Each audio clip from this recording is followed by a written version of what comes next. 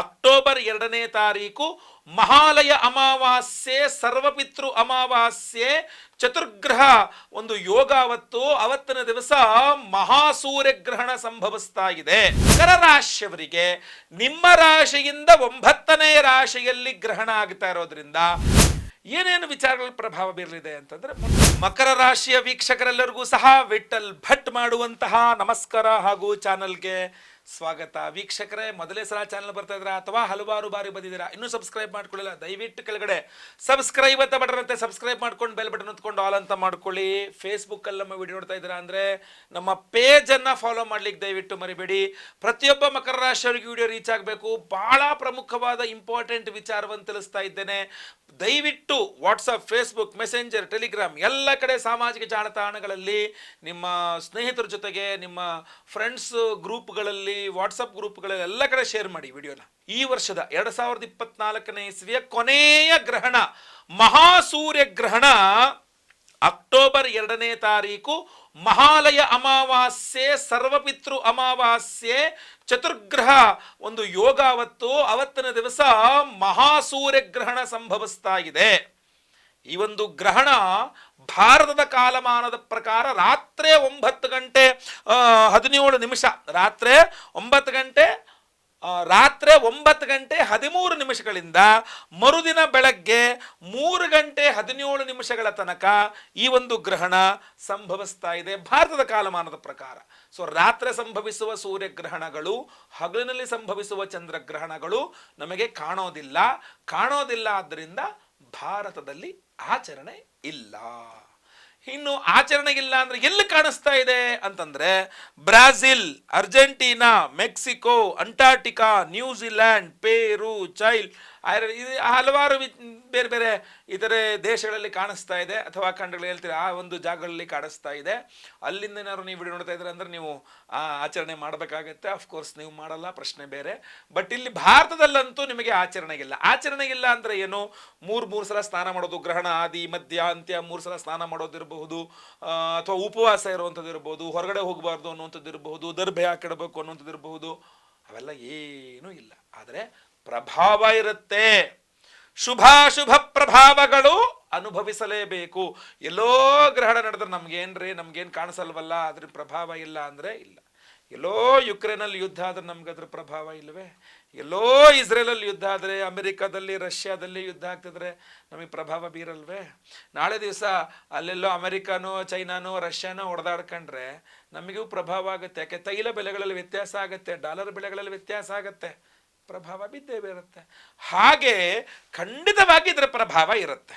ಆದ್ರಿಂದ ನಿಮಗೆ ಅಂದ್ರೆ ಮಕರ ರಾಶಿಯವರಿಗೆ ನಿಮ್ಮ ರಾಶಿಯಿಂದ 9ನೇ ರಾಶಿಯಲ್ಲಿ ಗ್ರಹಣ ಆಗ್ತಾ ಇರೋದ್ರಿಂದ ನಿಮಗೆ ಮಿಶ್ರ ವಿಚಿತ್ರ ಫಲಗಳನ್ನ ಈ ಒಂದು ಸೂರ್ಯಗ್ರಹಣ ನೀಡಲಿದೆ. ಅದರಲ್ಲಿ ಶುಭವೂ ಇರುತ್ತೆ, ಅಶುಭವೂ ಇರುತ್ತೆ. ಮುಖ್ಯವಾಗಿ ಯಾವ ವಿಚಾರಗಳಲ್ಲಿ ಗ್ರಹಣದ ಪ್ರಭಾವ ಇರುತ್ತೆ ಅಂತ ಹೇಳ್ತೇನೆ. ಅಲ್ಲಿ ನಿಮಗೆ ಶುಭ ಅಶುಭಗಳು ಹೇಗಾಗುತ್ತೆ ನೀವು ನೋಡ್ಕೊಳ್ಳಿ. ಖಂಡಿತ ಅಶುಭ ಫಲಗಳು ಆಗದೇ ಇರಲಿ. ನಾನು ಅಶುಭ ಹೇಳಿದ್ರೂ ಸಹ ಅದು ಸುಳ್ಳಾಗೋಗ್ಲಿ, ನಿಮ್ಗೆ ಒಳ್ಳೆಯದೇ ಆಗಲಿ ಅಂತ ಭಗವಂತನಲ್ಲಿ ಬೇಡ್ಕೊಳ್ತೇನೆ. ಆದರೆ ಸೂರ್ಯಗ್ರಹಣ ಇದು. ಸೊ ಆದ್ದರಿಂದ ಪವರ್ಫುಲ್ ಆಗಿರುತ್ತೆ ಪ್ರಭಾವ. ಶುಭಾಶುಭ ವಿಚಾರಗಳ ಬಗ್ಗೆ ಎಚ್ಚರಿಕೆಯನ್ನ ನೀವು ವಹಿಸಬೇಕಾಗತ್ತೆ, ಪರಿಹಾರಗಳನ್ನ ಮಾಡ್ಕೊಳ್ಬೇಕಾಗತ್ತೆ, ಸೂರ್ಯನ ಆರಾಧನೆಯನ್ನ ಮಾಡ್ಕೊಳ್ಬೇಕಾಗತ್ತೆ ಗ್ರಹಣದ ದಿವಸ. ಯಾವ ವಿಚಾರಗಳಲ್ಲಿ ಈ ಒಂದು ಸೂರ್ಯಗ್ರಹಣದ ವಿಶೇಷ ಪ್ರಭಾವ ಬೀರಲಿದೆ, ವಿಚಿತ್ರ ಪ್ರಭಾವಗಳು ಬೀರಲಿದೆ ಅನ್ನುವಂಥದ್ದನ್ನ ನೋಡ್ಕೊಂಬರೋಣ. ಬಹಳ ಪ್ರಮುಖವಾಗಿ ನಿಮ್ಮ ರಾಶಿಯಿಂದ 9ನೇ ಮನೆಯಲ್ಲಿ ಅಷ್ಟಮಾಧಿಪತಿ ನವಮದಲ್ಲಿ ಗ್ರಸ್ತನಾಗ್ತಾ ಇದ್ದಾನೆ ಅಂತಂದಾಗ ಆರೋಗ್ಯದ ವಿಚಾರವಾಗಿ ಪ್ರಭಾವ ಬೀರಲಿದೆ. ಬಹಳ ಇಂಪಾರ್ಟೆಂಟ್ ಆರೋಗ್ಯ, ಅಷ್ಟಮಾಧಿಪತಿ ಅಲ್ವೇ? ಸೊ ಆದ್ದರಿಂದ ಮಕರ ರಾಶಿಯವರು ದಯವಿಟ್ಟು ದೂರ ಪ್ರಯಾಣಗಳು ಮಾಡಬೇಡಿ, ಎಲ್ಲಂದ್ರಲ್ಲಿ ಊಟ ಮಾಡಬೇಡಿ, ಆಮೇಲೆ ಯಾವಾಗಂದ್ರೆ ಅವಾಗ ಊಟ ಮಾಡೋದೆಲ್ಲ ಮಾಡಬೇಡಿ, ಸಮಯಕ್ಕೆ ಸರಿಯಾಗಿ ಊಟ ಮಾಡಿ. ಆಮೇಲೆ ಎಂಥದ್ದು ಹೇಳ್ತೀವಿ, ಆರೋಗ್ಯಕ್ಕೆ ಉತ್ತಮವಾಗಿರತಕ್ಕಂತಹ ಆಹಾರವನ್ನೇ ಸೇವನೆ ಮಾಡಿ. ಗೊತ್ತಲ್ವಾ? ಸೊ ಆರೋಗ್ಯದ ಬಗ್ಗೆ ಗಮನ ಹರಿಸಿ. ಡ್ರೈವಿಂಗ್, ಗಾಡಿ ಓಡಿಸ್ಬೇಕಾದ್ರೆ ತೀರಾ ಎಚ್ಚರಿಕೆ ವಹಿಸಬೇಕಾಗತ್ತೆ. ಈ ಗ್ರಹಣ ಬೇರೆ ಬೇರೆ ಆಕ್ಸಿಡೆಂಟ್ಸು ಇತ್ಯಾದಿಗಳಿಗೆ ಅಶುಭ ಫಲಗಳನ್ನು ಕೊಟ್ಟು ಬಿಡಬಹುದು. ಮಕರ ರಾಶಿಯವರು ಎಚ್ಚರ ವಹಿಸಬೇಕು, ಆರೋಗ್ಯದ ಬಗ್ಗೆ ಬಹಳ ಎಚ್ಚರ ವಹಿಸಬೇಕು. ನೆಕ್ಸ್ಟ್, ವಿವಾಹಿತ ಮಕರ ರಾಶಿಯ ಸ್ತ್ರೀಯರು ಯಜಮಾನರ ಆರೋಗ್ಯದ ಬಗ್ಗೆಯೂ ಸಹ ಗಮನ ಹರಿಸಬೇಕಾಗತ್ತೆ. ದಾಂಪತ್ಯದ ವಿಚಾರಗಳಲ್ಲೂ ಸಮಸ್ಯೆ ಗಂಡ ಹೆಂಡತಿ ವಿವಾಹಿತ ಸ್ತ್ರೀಯರಿಗೆ ಮಾತ್ರ ಆಯಿತಾ. ಸೊ ಮಾಂಗಲ್ಯ ಸ್ಥಾನಾಧಿಪತಿಯಾದಂತಹ ರವಿಗ್ರಹನೇ ಗ್ರಸ್ತರಾಗೋದ್ರಿಂದ ಯಜಮಾನರಿಗೆ ಆರೋಗ್ಯ ಹಾಳಾಗುವ ಸಾಧ್ಯತೆ ಇರ್ತದೆ. ಸೊ ಗಮನಿಸಬೇಕು ಆಯಿತಾ. ನಿಮ್ಮ ಆರೋಗ್ಯ, ಯಜಮಾನರ ಆರೋಗ್ಯ. ಪುರುಷರೇ ಮಕರ ರಾಶಿಯವರಾದರೆ ನಿಮ್ಮ ಆರೋಗ್ಯ ಮಾತ್ರ, ಹೆಂಡತಿ ಆರೋಗ್ಯ ಲೆಕ್ಕಕ್ಕೆ ಬರಲ್ಲ. ನೆಕ್ಸ್ಟ್ ಇದರ ಪ್ರಭಾವ ಬರ್ತಕ್ಕಂಥದ್ದು ಗ್ರಹಣದ್ದು ನಿಮ್ಮ ಪಿತ್ರಾರ್ಜಿತ ಆಸ್ತಿಯ ಬಗ್ಗೆ. ಮಕರ ರಾಶಿಯವರ ಪಿತ್ರಾರ್ಜಿತ ಆಸ್ತಿಯ ಮೇಲೆ ಮಹಾಸೂರ್ಯ ಗ್ರಹಣದ ಪ್ರಭಾವ ಇದ್ದು ಬಿಡುತ್ತೆ. ಸೊ ಈ ಒಂದು ಸಂದರ್ಭದಲ್ಲೇ ನೀವೇನಾದರೂ ಪಿತ್ರಾರ್ಜಿತ ಆಸ್ತಿ ಹಂಚಿಕೆ ವಿಚಾರವನ್ನು ಮಾತಾಡ್ತಾ ಇರ್ತೀರಾ, ಅದ್ರ ಬಗ್ಗೆನೇ ಎಲ್ಲ ಕೆಲಸ ಕಾರ್ಯಗಳು ನಡೀತಾ ಇದೆ ಅಂತ ಆದರೆ ನಿಮಗೆ ಲಾಸ್ ಆಗುವ ಸಾಧ್ಯತೆ ಜಾಸ್ತಿ ಇದೆ. ನಿಮಗೆ ನಷ್ಟ ಆಗ್ಬಿಡ್ಬೋದು. ಒಳ್ಳೆಯ ಪಾಲು ಬೇರೆಯವ್ರಿಗೆ ಹೋಗಿ ಯೂಸ್ಲೆಸ್ ಏನಕ್ಕೂ ಕೆಲಸಕ್ಕೆ ಬರೆದಿರೋ ಪಾಲು ನಿಮ್ಮ ಪಾಲಿಗೆ ಬಂದ್ಬಿಡ್ಬೋದು ಅಲ್ವಾ. ಅಥವಾ ನಾನೊಬ್ಬನೇ ಇರೋದೇ ಗುರುಗಳೇ, ಅಲ್ಲಿ ಪಾಲ್ಗಿಲಾಗೋದೆಲ್ಲ ನನಗೆ ಬರ್ತದೆ ಅಂತಂದರೆ ಆ ಎಲ್ಲ ನಿಮಗೆ ಬರುವಂಥ ವಿಚಾರದಲ್ಲೂ ಕೂಡ ಸಮಸ್ಯೆ ಆಗೋದು ಏನು ಆಶ್ಚರ್ಯ ಇಲ್ಲ ಗೊತ್ತಾಯ್ತಲ್ವಾ. ನೀವು ನಿಮ್ಮದು ಅಂದ್ಕೊಂಡಿದ್ದು ನಿಮ್ದು ಅಲ್ವೇ ಅಲ್ಲ ಅಂತಂದ್ಬಿಟ್ರೆ ಏನು ಮಾಡ್ತೀರ ಅವಾಗ. ಸೊ ಅದರಿಂದ ಪಿತ್ರಾರ್ಜಿತ ಆಸ್ತಿ ವಿಚಾರದಲ್ಲಿ ಪ್ರಭಾವ ಬೀರುತ್ತೆ. ತಂದೆಯವರ ಆರೋಗ್ಯದ ವಿಚಾರದಲ್ಲಿ ಪ್ರಭಾವ ಬೀರುತ್ತೆ. ನಿಮ್ಮ ಹಾಗೂ ನಿಮ್ಮ ತಂದೆಯವರ ನಡುವಿನ ಬಾಂಧವ್ಯದ ವಿಚಾರದಲ್ಲಿ ಪ್ರಭಾವ ಬೀರುತ್ತೆ. ಸೊ ಮಕರ ರಾಶಿಯವರು ಈ ವಿಚಾರಗಳಲ್ಲಿ ಎಚ್ಚರಿಕೆ ವಹಿಸ. ಸೂರ್ಯಗ್ರಹಣದ ಪ್ರಭಾವ ಈ ವಿಚಾರಗಳಲ್ಲೂ ಬಂದ್ಬಿಡುತ್ತೆ. ನಿಮ್ಮ ಆರೋಗ್ಯ, ವಿವಾಹಿತ ಸ್ತ್ರೀಯರಿಗೆ ಅವರದ್ದು ಹಾಗೂ ಅವರ ಯಜಮಾನರದ ಆರೋಗ್ಯ, ಆಮೇಲೆ ಪಿತ್ರಾರ್ಜಿತ ಆಸ್ತಿಯ ವಿಚಾರಗಳು, ತಂದೆಯ ಆರೋಗ್ಯ, ತಂದೆಯೊಂದಿಗಿಂದ ಬಾಂಧವ್ಯ, ಇದೆಲ್ಲದ್ರ ಮೇಲೂ ಸಹ ಮಹಾಸೂರ್ಯಗ್ರಹಣದ ಪ್ರಭಾವ ಇರುತ್ತೆ. ನೆಕ್ಸ್ಟ್ ನಾನು ಆಗಲೇ ಪಿತ್ರಾರ್ಜಿತ ಆಸ್ತಿ ಅಂತ ಹೇಳಿದ್ರೆ ಗ್ರಸ್ತ ಸೂರ್ಯನ ಪೂರ್ಣ ದೃಷ್ಟಿ ನಿಮ್ಮ ತೃತೀಯದ ಮೇಲೆ ಇರುತ್ತೆ. ಅದರಿಂದಾಗಿ ಸ್ಪಷ್ಟವಾಗಿ ಪಿತ್ರಾರ್ಜಿತ ಆಸ್ತಿಯ ವ್ಯವಹಾರಗಳ ಮೇಲೆ, ನಿಮ್ಮ ಪಿತ್ರಾರ್ಜಿತ ಆಸ್ತಿ, ಮಕರ ರಾಶಿ ಪಿತ್ರಾರ್ಜಿತ ಆಸ್ತಿ ವ್ಯವಹಾರಗಳ ಮೇಲೆ, ಈ ಅಣ್ಣ ತಮ್ಮಂದಿರ ನಡುವೆ, ನೀವು ಮಕರ ರಾಶಿ ಅಂದರೆ ನಿಮ್ಮ ಅಣ್ಣ ಹಾಗೂ ನಿಮ್ಮ ಮೇಲೆ, ನಿಮ್ಮ ತಮ್ಮ ಹಾಗೂ ನಿಮ್ಮ ಮೇಲೆ, ಅಥವಾ ನಿಮ್ಮ ಅಕ್ಕ ನಿಮ್ಮ ಮೇಲೆ, ನಿಮ್ಮ ತಂಗಿ ನಿಮ್ಮ ನಡುವೆ ಸ್ವಲ್ಪ ಜಗಳ ಮನಸ್ತಾಪಗಳು, ಭಿನ್ನಾಭಿಪ್ರಾಯಗಳು ಬಂದ್ಬಿಡುತ್ತೆ. ಗ್ರಸ್ತ ಸೂರ್ಯನ ಪೂರ್ಣ ದೃಷ್ಟಿ ಇದ್ದ ಮೇಲೆ ನಿಮಗೊಂದು ಅಂತ ಹೇಳ್ತೀವಿ, ಒಂದು ಅಬ್ಜೆಕ್ಷನ್, ನಿಮ್ಮ ತಂದೆ ಬಗ್ಗೆ ಸಿಟ್ಟು ಬರ್ತದೆ. ತಂದೆ ಬಗ್ಗೆ ಏನಂತಂದರೆ, ನಮ್ಮ ತಂದೆ ನನ್ನ ಬಿಟ್ಬಿಟ್ಟು ನಮ್ಮ ಅಣ್ಣನ ಪರವಾಗಿ ಮಾತಾಡಿದ್ರು, ನಮ್ಮ ತಮ್ಮನ ಪರವಾಗಿ ಮಾತಾಡಿದ್ರು, ನನ್ನ ಪರವಾಗಿ ಮಾತಾಡಲಿಲ್ಲ, ನಮ್ಮ ಅಕ್ಕನ ಪರವಾಗಿ ಮಾತಾಡಿದ್ರು, ನನ್ನ ಪರವಾಗಿ ಮಾತಾಡಲಿಲ್ಲ, ನಮ್ಮ ತಂಗಿ ಪರವಾಗಿ ಮಾತಾಡಿದ್ರು, ನನ್ನ ಪರವಾಗಿ ಮಾತಾಡಲಿಲ್ಲ ನಮ್ಮ ತಂದೆ ಅನ್ನುವ ಒಂದು ಅನಿಸುತ್ತೆ ನಿಮಗೆ.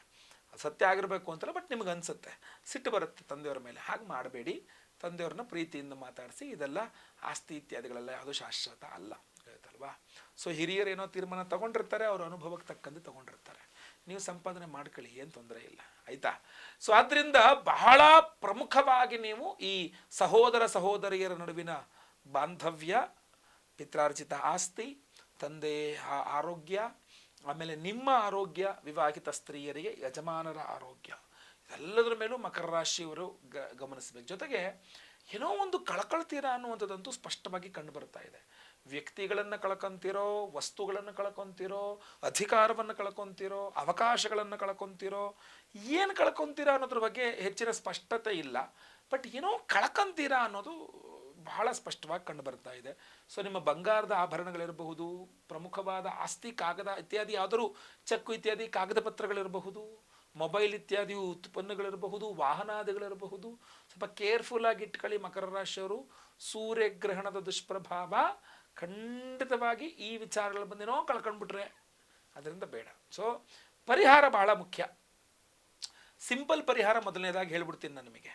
ಸಿಂಪಲ್ ಪರಿಹಾರ ಅಂದರೆ ಅವತ್ತಿನ ದಿವಸ ಅಕ್ಟೋಬರ್ 2ನೇ ತಾರೀಕು ಬೆಳಗ್ಗೆ ಎದ್ದು ಸ್ನಾನ ಮಾಡಿ ವಿಷ್ಣು ಸಂಬಂಧಿತವಾದ ಯಾವುದಾದ್ರು ದೇವಸ್ಥಾನಕ್ಕೆ ಹೋಗಿ, ರಾಮ, ಕೃಷ್ಣ, ವೆಂಕಟೇಶ್ವರ, ಲಕ್ಷ್ಮೀ ನರಸಿಂಹ, ರಂಗನಾಥ, ಯಾವ್ದಾದ್ರು ಪರವಾಗಿಲ್ಲ ಆಯಿತಾ. ಹೋಗಿ ಬೆಳಗ್ಗೆ ಎದ್ದು ಹೋಗಿ ಸ್ನಾನ ಮಾಡ್ಕೊಂಡು ಅಲ್ಲಿಗೆ ಹೋಗ್ಬಿಟ್ಟು ತುಳಸಿಯಲ್ಲಿ ಸ್ವಾಮಿಗೆ ಒಂದು ಅರ್ಚನೆ ಮಾಡಿಸಿ, ಒಂದು 9 ಮಣ್ಣಿನ ಹಣತೆಗಳನ್ನು ತಗೊಂಡು ಹೋಗಿ, ಬತ್ತಿ ತುಪ್ಪ ತಗೊಂಡು ಹೋಗಿ ದೀಪ ಹಚ್ಚಿ, 9 ದೀಪ ಹಚ್ಚಿ ದೇವ್ರ ಮುಂದೆ ಕೂತ್ಕೊಂಡು ವಿಷ್ಣು ಸಹಸ್ರನಾಮ ಓದ್ಕೊಳ್ಳಿ. ರವಿ ಅಷ್ಟೋತ್ತರ, ಕೇತು ಅಷ್ಟೋತ್ತರ, ಆದಿತ್ಯ ಹೃದಯ ಸ್ತೋತ್ರ ಪಠನೆ ಮಾಡಿ. ನವಗ್ರಹಗಳಿರುತ್ತೆ, ನವಗ್ರಹಗಳಿಗೆ ಪ್ರದಕ್ಷಿಣೆ ನಮಸ್ಕಾರ ಮಾಡಿ. ಖಂಡಿತವಾಗಿ ಅನುಕೂಲ ಆಗುತ್ತೆ, ಒಳ್ಳೇದಾಗತ್ತೆ. ಇಲ್ಲ ಒಂದು ಪವರ್ಫುಲ್ ಆಗಿರತಕ್ಕಂಥ ಪರಿಹಾರ ಬೇಕು ಗುರುಗಳೇ. ಯಾಕೆಂದ್ರೆ ಶುಭಾಶುಭಗಳ ಮಿಶ್ರಣ ಅಂದಾಗ ಅಶುಭವನ್ನ ನಿವಾರಣೆ ಮಾಡಿ ಶುಭ ಮಾತ್ರ ಪಡ್ಕೊಳ್ಬೇಕು ಅಂದ್ರೆ ವಿಶೇಷ ಪವರ್ಫುಲ್ ಪರಿಹಾರ ಮಾಡಬೇಕು. ಆ ವಿಶೇಷವಾದ ಪವರ್ಫುಲ್ ಆಗಿರತಕ್ಕಂಥ ಪರಿಹಾರ ಏನಪ್ಪಾ ಅಂತಂದ್ರೆ ಬಹಳ ಗಮನಿಸಬೇಕಾಗಿರ್ತಕ್ಕಂಥ ಪರಿಹಾರವಾಗಿರುತ್ತೆ. ಯಾಕೆ ಅಂದರೆ ಅವತ್ತಿನ ದಿವಸ ಮಹಾಲಯ ಅಮಾವಾಸ್ಯೆ. ನೋಡಿ, ಮಹಾಲಯ ಅಮಾವಾಸ್ಯೆಯನ್ನು ಸರ್ವಪಿತೃಗಳ ಅಮಾವಾಸ್ಯೆ ಅಂತಲೂ ಸಹ ಕರೀತಾರೆ. ವಿಶೇಷ ಪರಿಹಾರ ಅವತ್ತಿನ ದಿವಸವನ್ನು ಸಹ ಗಣನೆ ತೆಗೆದುಕೊಳ್ಳಬೇಕಾಗತ್ತೆ ನಾವು. ಅದಕ್ಕೆ ದಾನಕ್ಕೆ ಬಹಳ ಪ್ರಮುಖ. ಪ್ರತಿಯೊಬ್ಬರೂ ಸಹ ಅವತ್ತಿನ ದಿವಸ ಗೋಧಿ ಹಾಗೂ ಹುರುಳಿಯನ್ನ ಕಡ್ಡಾಯವಾಗಿ ದಾನ ಮಾಡಿ. ಅಷ್ಟಲ್ಲದೆ ಬಹಳ ಪ್ರಮುಖವಾದ ವಿಶೇಷ ಪರಿಹಾರ ನಿಮಗೋಸ್ಕರ ನಾವು ಮಾಡ್ತಾ ಇರತಕ್ಕಂಥದ್ದು, ನಮ್ಮ ಯಾಗಶಾಲೆಯಲ್ಲಿ ಮಹಾಸೂರ್ಯಗ್ರಹಣ ಶಾಂತಿ ಹೋಮವನ್ನು ಮಾಡ್ತಾ ಇದ್ದೇವೆ. ಸೂರ್ಯಗ್ರಹಣದ ದಿವಸ ಮಹಾಸೂರ್ಯಗ್ರಹಣ ಶಾಂತಿ ಹೋಮವನ್ನು. ಯಾಕೆ ನೋಡಿ, ಮಹಾಲಯ ಅಮಾವಾಸ್ಯೆಗೆ ಮಹಾಸೂರ್ಯಗ್ರಹಣ, ಅವತ್ತಿನ ದಿವಸ ಸೂರ್ಯಗ್ರಹಣ ಶಾಂತಿ ಹೋಮ. ಯಾಕಂದ್ರೆ ಅವತ್ತಿನ ದಿವಸ ಚತುರ್ಗ್ರಹ ಕೂಟ, ರವಿಗ್ರಹ, ಆಮೇಲೆ ಬುಧಗ್ರಹ, ಕೇತುಗ್ರಹ, ಚಂದ್ರಗ್ರಹ, 4 ಗ್ರಹಗಳು ಚತುರ್ಗ್ರಹ ಯೋಗಕೂಟ. ಅದರಲ್ಲಿ 3 ಗ್ರಹಗಳಿಂದಾಗಿ ಸೂರ್ಯಗ್ರಹಣ. ಆ ಸೂರ್ಯಗ್ರಹಣ ಮಹಾಲಯ ಅಮಾವಾಸ್ಯೆಗೆ ದಿವಸ ಬಂದಿರತಕ್ಕಂಥದ್ರಿಂದ ನಾವು ಸೂರ್ಯಗ್ರಹಣ ಶಾಂತಿ ಹೋಮವನ್ನು ಕಡ್ಡಾಯವಾಗಿ ಆಚರಣೆ ಮಾಡಬೇಕಾಗ್ತದೆ. ನಮ್ಮ ಯಾಗಶಾಲೆಯಲ್ಲಿ ಮಹಾಸೂರ್ಯಗ್ರಹಣ ಶಾಂತಿ ಹೋಮವನ್ನು ಮಾಡಿ ಪ್ರತಿಯೊಬ್ಬರಿಗೂ ಸಹ ಈ ಒರಿಜಿನಲ್ ಮಾಣಿಕ್ಯ ರತ್ನ ರೂಬಿ, ಒರಿಜಿನಲ್ ರೂಬಿ, ಉಪರತ್ನ ಅಲ್ಲ, ಒರಿಜಿನಲ್ ರೂಬಿಯನ್ನೇ ನಾವು ಉಂಗುರವನ್ನಾಗಿ ಮಾಡಿ ಪ್ರತಿಯೊಬ್ಬರಿಗೂ ಕೊಡ್ತಾ ಇದ್ದೇವೆ. ಹೀಗೆ ನಿಮ್ಮ ಉಂಗುರದ ಬೆರಳಲ್ಲಿ ಇದನ್ನು ಧಾರಣೆ ಮಾಡಿಕೊಳ್ಳಬಹುದು. ಪ್ರತಿಯೊಬ್ಬರು ಸಹ ನಿಮಗೆ ಅನುಕೂಲ ಯಾವ ಬೆರಳಲ್ಲಿ ಅದು ಸೈಜ್ ಆಗ್ತದೆಯೋ ಆ ಬೆರಳಿನಲ್ಲಿ ಇದನ್ನು ಧಾರಣೆ ಮಾಡಿಕೊಳ್ಳಿ. ಉಂಗುರದ ಬೆರಳಿಗೆ ಹಾಕೋಬೇಕು ಅಂತಿಲ್ಲ. ಬಟ್ ಸೂರ್ಯಗ್ರಹಣದ ದುಷ್ಪ್ರಭಾವ ಪರಿಹಾರವಾಗಬೇಕು, ಶುಭ ಫಲ ಎಲ್ಲ ಸಿಗಬೇಕು ಅನ್ನುವ ಕಾರಣಕ್ಕೋಸ್ಕರ ಈ ಒಂದು ವಿಶೇಷವಾದಂತಹ ಸೂರ್ಯನ ರತ್ನವಾದಂತಹ ಮಾಣಿಕ್ಯ ಒರಿಜಿನಲ್ ರತ್ನವನ್ನ ಈ ಥರ ಸುಂದರವಾದಂತಹ ಉಂಗುರವನ್ನಾಗಿ ಮಾಡಿಸಿದ್ದೇವೆ. ಅದನ್ನ ಮಹಾಲಯ ಅಮಾವಾಸ್ಯೆ ಮಹಾಸೂರ್ಯಗ್ರಹಣದ ದಿವಸ ಮಹಾಸೂರ್ಯಗ್ರಹಣ ಶಾಂತಿ ಹೋಮದಲ್ಲಿ ಈ ಒಂದು ಮಾಣಿಕ್ಯ ರತ್ನವನ್ನ, ಸೂರ್ಯನ ರತ್ನವನ್ನ ಇಟ್ಟು ಸೂರ್ಯಗ್ರಹಣ ಶಾಂತಿಯಲ್ಲಿ ಅಭಿಮಂತ್ರಣ ಮಾಡ್ತೇವೆ. ಅಷ್ಟೇ ಅಲ್ಲ, ಇನ್ನೂ ಇದೆ. ನಾವು ಅವತ್ತಿನ ದಿವಸ ಮಹಾಚಂಡಿಕಾ ಯಾಗವನ್ನ ಮಾಡ್ತಾ ಇದ್ದೇವೆ. ಮಹಾಕಾಳಿ, ಮಹಾಲಕ್ಷ್ಮಿ, ಮಹಾಸರಸ್ವತಿ ಸ್ವರೂಪಿಣಿ ತ್ರಿಗುಣಾಂಬಿಕಾ ಶ್ರೀ ದುರ್ಗಾ ಪರಮೇಶ್ವರಿ ಮಹಾಚಂಡಿಕಾ ಯಾಗ ಮಾಡಿಸುವ ಯೋಗ ಫಲ ಎಷ್ಟು ಜನಕ್ಕಿರುತ್ತೆ ನೀವು ಅನ್ಕೊಂಡ್ರೂ ಸಹ ಯೋಗ ಇರಬೇಕು ಅದಕ್ಕೆ. ಸೊ ಆದ್ದರಿಂದ ದಯವಿಟ್ಟು ನೀವು ಪ್ರತಿಯೊಬ್ಬರೂ ಸಹ ಇನ್ನೇನನ್ನೂ ಯೋಚನೆ ಮಾಡಬೇಡಿ. ವರ್ಷಕ್ಕೆ ಒಂದೇ ಸಲ ನಾವು ಮಹಾಚಂಡಿಕಾ ಯಾಗವನ್ನು ಮಾಡೋದು. ನವರಾತ್ರಿಯ ಆರಂಭದ ಕಾಲ, ಸೂರ್ಯಗ್ರಹಣ ಬೇರೆ. ಸೂರ್ಯಗ್ರಹಣದ ದಿವಸ ನವರಾತ್ರಿಯ ಆರಂಭ, ಮರುದಿನ ಬೆಳಗ್ಗೆಯಿಂದ ನವರಾತ್ರಿಗೆ ಮಹಾಲಯ ಆ ಒಂದು ಅದ್ಭುತವಾದಂತಹ ಪವರ್. ಮಹಾಕಾಳಿ, ಮಹಾಲಕ್ಷ್ಮಿ, ಮಹಾಸರಸ್ವತಿ ಸ್ವರೂಪಿಣಿ ತ್ರಿಗುಣಾಂಬಿಕಾ ಶ್ರೀ ದುರ್ಗಾ ಪರಮೇಶ್ವರಿ ಚಂಡಿಕಾ ಮಹಾಯಾಗ, 13 ಅಧ್ಯಾಯಗಳ ಒಂದು ವಿಶೇಷವಾದ ಚಂಡಿಕಾ ಯಾಗವನ್ನೇ ಮಾಡಿ ಆ ಚಂಡಿಕಾ ಯಾಗದಲ್ಲಿ ಸಹ ಈ ಒಂದು ಒರಿಜಿನಲ್ ಮಾಣಿಕ್ಯ ರೂಬಿ ರತ್ನವನ್ನ, ಉಂಗುರವನ್ನ ಅದರಲ್ಲಿ ಎನರ್ಜೈಸ್ ಮಾಡ್ತೇವೆ. ಲೈವಲ್ಲಿ ನಿಮ್ಮ ಹೆಸರು ಸಂಕಲ್ಪ ಆಗುತ್ತೆ. ಬೆಳಗ್ಗೆ ಖುದ್ದು ನಾನೇ, ಅಕ್ಟೋಬರ್ 2ನೇ ತಾರೀಕು ಬೆಳಗ್ಗೆ ಖುದ್ದು ನಾನೇ ಕೂತ್ಕೊಂಡು ಬೆಳಗ್ಗೆ 6 ಗಂಟೆಯಿಂದ 6:30 ಒಳಗೆ ನಿಮ್ಮ ಹೆಸರು ಸಂಕಲ್ಪ ಸೇವೆ ಆರಂಭ ಮಾಡಿಬಿಡ್ತೇನೆ. ಬೆಳಗ್ಗೆ ಲೈವಲ್ಲಿ ನಿಮ್ಮ ಹೆಸರು ಸಂಕಲ್ಪ ಆಗುತ್ತೆ. ಎಲ್ಲಾ ಹೋಮಗಳನ್ನು ಲೈವ್ ನೋಡ್ತೀರಾ. ಯಾವ್ಯಾವ ಹೋಮಗಳು? ಮಹಾಸೂರ್ಯಗ್ರಹಣ ಶಾಂತಿ ಹೋಮ, ಮಹಾಚಂಡಿಕಾ ಯಾಗ, ಅವಿವಾಹಿತರಿಗೆ ವಿವಾಹ ಸಿದ್ಧಿಯಾಗಬೇಕು, ವಿವಾಹಿತರಿಗೆ ಅನ್ಯೋನ್ಯ ಸುಖ ದಾಂಪತ್ಯ ಜೀವನ, ಗ್ರಹಣ ದುಷ್ಪ್ರಭಾವದಿಂದ ಮದುವೆ ಸಮಸ್ಯೆ ಆಗಬಾರದು, ದಾಂಪತ್ಯ ಸಮಸ್ಯೆ ಆಗಬಾರದು ಅಂತ ಸ್ವಯಂವರ ಪಾರ್ವತಿ ಹೋಮ. ಇನ್ನು ಗುರುಶಾಂತಿ, ಗುರುಬಲ ಇಲ್ದವರಿಗೆ ಗುರುಬಲ ಸಿಗಬೇಕು ಅಂತ ಗುರುಶಾಂತಿ ಹೋಮ. ಯಾಕೆಂದ್ರೆ ಗ್ರಹಣದ ದಿವಸ ಮಾಡುವಂತಹ ಹೋಮಗಳಿಗೆ 10 ಪಟ್ಟು 100 ಪಟ್ಟಷ್ಟು ಫಲ ಸಿಗುತ್ತೆ. ಆದ್ರಿಂದ ಗುರುಶಾಂತಿ ಹೋಮ, ಶನಿ ದೋಷಗಳ ಪರಿಹಾರಕ್ಕೆ ಶನಿ ಶಾಂತಿ ಹೋಮ, ಮಹಾನವಗ್ರಹ ಶಾಂತಿ ಹೋಮಗಳನ್ನೆಲ್ಲ ಅವತ್ತಿನ ದಿವಸ ಮಾಡ್ತಾ ಇದ್ದೇವೆ. ಅಕ್ಟೋಬರ್ 2ನೇ ತಾರೀಕು ಮಹಾಲಯ ಅಮಾವಾಸ್ಯೆಯ ದಿವಸ, ಬಹಳ ಪವರ್ಫುಲ್ ಆಗಿರತಕ್ಕಂತಹ ದಿವಸ ಮಹಾಚಂಡಿಕಾ ಯಾಗ, ಮಹಾಸೂರ್ಯಗ್ರಹಣ ಹಾಗೂ ವಿಶೇಷವಾದಂತಹ ಒರಿಜಿನಲ್ ರೂಬಿ ರತ್ನ ಪ್ರತಿಯೊಬ್ಬರೂ ಧಾರಣೆ ಮಾಡ್ಕೊಳ್ಬಹುದು. ಆಯ್ತಾ? ಕನಿಷ್ಠ ಪಕ್ಷ ನೀವು ಇದನ್ನ ಯಾವ ಬೆರಳಿಗಾಗುತ್ತೋ ಆ ಬೆರಳಲ್ಲಿ ಧಾರಣೆ ಮಾಡ್ಕೊಳ್ಳಿ. ನೀವು ಇನ್ನು ಕೆಲವರು ಧಾರಣೆ ಮಾಡ್ಕೊಳಕ್ ಆಗದೆ ಇರತಕ್ಕಂಥ ಬೇರೆ ಬೇರೆ ಕಾರಣಗಳಿಂದ ನಾವು ಧಾರಣೆ ಮಾಡ್ಕೊಳಕ್ ಆಗಲ್ಲ ಅನ್ನತಕ್ಕಂಥವ್ರು ಪಾಕೆಟ್ ಅಲ್ಲೋ ನಿಮ್ಮ ಜೊತೆಗೆ ಇದನ್ನ ಇಟ್ಕೊಂಡಿರಿ. ಯಾಕೆಂದ್ರೆ ಸೂರ್ಯಗ್ರಹಣದ ದುಷ್ಪ್ರಭಾವಗಳು ಪರಿಹಾರವಾಗಲಿ. ನಿಮಗೆ ಅಶುಭ ಫಲ ಇದ್ರೆ ಅದು ನಿವಾರಣೆ ಆಗಬೇಕು, ಶುಭ ಫಲ ಇದ್ರೆ ಅದು ಸಿಗಬೇಕು. ಮಿಶ್ರ ವಿಚಿತ್ರ ಫಲಗಳಿದ್ದವರಿಗೆ ಅಶುಭ ನಿವಾರಣೆಯಾಗಿ ಶುಭ ಮಾತ್ರ ಬೇಗ ಸಿಗಬೇಕು. ಸೊ ಇದವು ಬಹಳ ಇಂಪಾರ್ಟೆಂಟ್, ಬಹಳ ಪ್ರಮುಖ, ಬಹಳ ಪವರ್ಫುಲ್. ನಿಮಗೆ ಸಿಂಪಲ್ ಪರಿಹಾರಗಳಂತಲ್ಲ, ಇದು ವಿಶೇಷ ಪರಿಹಾರ. ಮಹಾಚಂಡಿಕಾ ಯಾಗ, ದುರ್ಗತಿ ನಾಶಿನಿ. ಯಾವುದೇ ರೀತಿಯಾದಂತಹ ಕಷ್ಟಗಳಿದ್ರೂ ಸಹ ದುರ್ಗಾದೇವಿ ನಿವಾರಣೆ ಮಾಡ್ತಾಳೆ. ಕಷ್ಟ ಕೋಟೆಗಳನ್ನೇ ನಿವಾರಣೆ ಮಾಡ್ತಾಳಂತೆ. ಸೊ ಆದ್ರಿಂದ ಈ ದುರ್ಗ ಅಂದ್ರೆ ಕೋಟೆ ಅಂತ, ಚಿತ್ರದುರ್ಗ, ಹೊಸ ದುರ್ಗ ಅಂತ ಬರ್ತದೆ. ದುರ್ಗ ಅಂದ್ರೆ ಕೋಟೆ ಅಂತ. ಕಷ್ಟ ಕೋಟೆಗಳನ್ನೇ ಛಿದ್ರ ಮಾಡುವಂತಹ ದುರ್ಗಾದೇವಿ ದುರ್ಗಾ ದುರ್ಗತಿ ನಾಶಿನಿ. ಮಾಟಮಂತ್ರ ದೋಷಗಳಿದ್ರೆ ಪರಿಹಾರ, ಆರೋಗ್ಯ ಬಾಧೆಗಳಿದ್ರೆ ಪರಿಹಾರ, ಶತ್ರು ಬಾಧೆಗಳಿದ್ರೆ ಪರಿಹಾರ, ಕೋರ್ಟು ಕಚೇರಿ ಇದ್ರೆ ಪರಿಹಾರ, ವಿವಾಹದ ವಿಚಾರಗಳಲ್ಲಿ ಪರಿಹಾರ, ಸಂತಾನದ ವಿಚಾರಗಳಲ್ಲಿ ಪರಿಹಾರ. ಏನು ಕೊಡಲ್ಲ ತಾಯಿ ಜಗಜ್ಜನನಿ. ಆ ಬ್ರಹ್ಮಕೀಟ ಜನನಿ ವಿಷ್ಣು ಮಾಯಾ ವಿಲಾಸಿನಿ. ಎಲ್ಲ ಪಿಪೀಲಿಕಾದ ಇರುವೆಯಿಂದ ಬ್ರಹ್ಮ ಪರ್ಯಂತ ಎಲ್ಲದಕ್ಕೂ ಜನನಿ ಜಗಜ್ಜನನಿ ಹೌದು. ಅಂಥ ಅಮ್ಮನವರ ಜಗಜ್ಜನನಿಯನ್ನ ನಿಮಗೆ ಏನು ಕೇಳಿದ್ರು ಕೊಡ್ತಾಳೆ ತಾಯಿ. ಆ ಜಗಜ್ಜನನಿ ನಿಮ್ಮ ನಮ್ಮ ಎಲ್ಲ ಕಷ್ಟಗಳನ್ನು ಪರಿಹಾರ ಮಾಡಲಿ. ಇಡೀ ಚಂಡಿಕಾ ಯಾಗ ನಿಮಗೆ ಲೈವ್ ಇರುತ್ತೆ. ಅವತ್ತಿನ ದಿವಸ ಅಕ್ಟೋಬರ್ 2ನೇ ತಾರೀಕು ಲೈವ್ ಇರುತ್ತೆ ಚಂಡಿಕಾ ಹೋಮ. ನಿಮ್ಮ ಹೆಸರು ಲೈವಲ್ಲಿ ಸಂಕಲ್ಪ ಆಗುತ್ತೆ. ಸೂರ್ಯಗ್ರಹಣ ಶಾಂತಿ ಲೈವಲ್ಲಿ ನೋಡ್ತೀರಾ. ಗುರು ಶಾಂತಿ, ಶನಿ ಶಾಂತಿ, ಸ್ವಯಂವರ, ಪಾರ್ವತಿ ಹೋಮ, ನವಗ್ರಹ ಶಾಂತಿ ಹೋಮ ಎಲ್ಲ ಲೈವಲ್ಲಿ ಇರುತ್ತೆ. ದಯವಿಟ್ಟು ಸಂಕಲ್ಪ ಸೇವೆಗೆ ಹೆಸರು ಕೊಟ್ಕೊಳ್ಳಿ. ಸ್ಕ್ರೀನ್ ಮೇಲೆ ಕಾಣಿಸ್ತಾ ಇರ್ತಕ್ಕಂಥ ನಂಬರ್ಗೆ ನಿಮ್ಮ ಹೆಸರು, ಗೋತ್ರ ಗೊತ್ತಿದ್ರೆ ಗೋತ್ರ, ನಕ್ಷತ್ರ ಗೊತ್ತಿದ್ರೆ ನಕ್ಷತ್ರ, ನಿಮ್ಮ ರಾಶಿ ಹಾಗೂ ನಿಮ್ಮ ವಿಳಾಸ ಸ್ಕ್ರೀನ್ ಮೇಲೆ ಕಾಣ್ತಾ ಇರ್ತಕ್ಕಂಥ ನಂಬರ್ಗೆ ದಯವಿಟ್ಟು ಬೇಗ ವಾಟ್ಸಪ್ ಮಾಡ್ಕೊಳ್ಳಿ. ಲೈವಲ್ಲಿ ನಿಮ್ಮ ಹೆಸರು ಸಂಕಲ್ಪ ಆಗುತ್ತೆ. ಎಲ್ಲ ಹೋಮ ಲೈವ್ ನೋಡ್ತೀರಾ. ಪ್ರತಿಯೊಬ್ಬರು ಸಂಕಲ್ಪ ಸೇವೆಗೆ ಒಂದು ವಿಶೇಷವಾದಂಥ ಈ ಉಂಗುರವನ್ನ ಪ್ರತಿಯೊಬ್ಬರಿಗೂ ಕೊಡ್ತಾ ಇದ್ದೇವೆ. ಒರಿಜಿನಲ್ ಮಾಣಿಕ್ಯ ರತ್ನ ಪ್ರತಿಯೊಬ್ಬರಿಗೂ ಸಹ ಕೊಡ್ತಾ ಇದ್ದೇವೆ. ದಯವಿಟ್ಟು ಸಂಕಲ್ಪ ಸೇವೆಗೆ ನಿಮ್ಮ ಹೆಸರು ಕೊಟ್ಕೊಳ್ಳಿ. ಯಾವುದೇ ರೀತಿಯಾಗಿರತಕ್ಕಂಥ ಸಮಸ್ಯೆಗಳಿದ್ರೂ ಪರಿಹಾರವಾಗಲಿ. ಎಲ್ಲ ಹೋಮಗಳ ಭಸ್ಮ, ಕುಂಕುಮಾರ್ಚನೆ, ಚಂಡಿಕಾ ಹೋಮ, ಕುಂಕುಮಾರ್ಚನೆ, ಕುಂಕುಮ ಪ್ರಸಾದ ಹಾಗೂ ಒರಿಜಿನಲ್ ಮಾಣಿಕ್ಯ ರತ್ನದ ಉಂಗುರ, ಬರೀ ರತ್ನದ ಉಂಗುರವನ್ನೇ ಮಾಡಿಸಿದ್ದೇನೆ. ಬಹಳ ಸುಂದರವಾಗಿ ಈ ಉಂಗುರವನ್ನು ಪ್ರತಿಯೊಬ್ಬರಿಗೂ ಕೊಡ್ತಾ ಇದ್ದೇನೆ. ಸೈಜ್ ಬಗ್ಗೆ ನೀವು ಮ್ಯಾಟರ್ ಯೋಚನೆ ಮಾಡಬೇಡಿ. ಯಾವ ಬೆರಳಿಗಾದರೂ ಹಾಕೊಳ್ಳಿ, ಪರವಾಗಿಲ್ಲ. ನೀವು ತುಂಬ ಸುಂದರವಾಗಿಯೂ ಕಾಣೋ ರೀತಿಯಲ್ಲಿ ಹಾಕೊಂಡಿದ್ದೇನೆ. ಗಂಡಸರಿರಲಿ ಹೆಂಗಸರಿರಲಿ ಎಲ್ಲರಿಗೂ ತುಂಬ ಸುಂದರವಾಗಿ ಕಾಣೋ ರೀತಿಯಲ್ಲೇ ಇದನ್ನು ಸಿದ್ಧಪಡಿಸಿರ್ತಕ್ಕಂಥದ್ದು. ಖಂಡಿತ ಎಲ್ಲರಿಗೂ ಒಳ್ಳೆಯದಾಗಲಿ. ಇನ್ನು ಧಾರಣೆ ಮಾಡ್ಕೊಳ್ಳೋಕ್ಕಾಗದಿರೋರು ಪಾಕೆಟಲ್ಲೋ ಒಂದು ದಾರ ಕಟ್ಕೊಂಡು ಇಟ್ಕೊಳ್ಳಿ, ಏನು ತೊಂದರೆ ಇಲ್ಲ. ಎಲ್ಲರಿಗೂ ಸಹ ಒಳ್ಳೆಯದಾಗಲಿ. ವಿಡಿಯೋ ಇಷ್ಟದ ದಯವಿಟ್ಟು ಲೈಕ್ ಮಾಡ್ಲಿಕ್ಕೆ ಮರಿಬೇಡಿ. ವಾಟ್ಸಪ್, ಫೇಸ್ಬುಕ್, ಮೆಸೆಂಜರ್, ಟೆಲಿಗ್ರಾಮ್ ಎಲ್ಲ ಕಡೆ ಸಾಮಾಜಿಕ ಜಾಲತಾಣಗಳಲ್ಲಿ ವಿಡಿಯೋನ ಶೇರ್ ಮಾಡಿ, ಪ್ರತಿಯೊಬ್ಬರಿಗೂ ವಿಡಿಯೋ ರೀಚ್ ಆಗಲಿ. ಇನ್ನು ಸಬ್ಸ್ಕ್ರೈಬ್ ಮಾಡಿಕೊಂಡು ಫೇಸ್ಬುಕ್ಕಲ್ಲಿ ಫಾಲೋ ಮಾಡಿಕೊಂಡು ಪೇಜ್ನ ಎಲ್ಲರಿಗೂ ಸಹ ಒಳ್ಳೆಯದಾಗಲಿ. ಮುಂದಿನದಲ್ಲಿ ಮತ್ತೆ ಪುನಃ ಸಿಗ್ತೇನೆ. ಲೋಕಾ ಸಮಸ್ತ ಸುಖಿನೋ ಭವಂತು.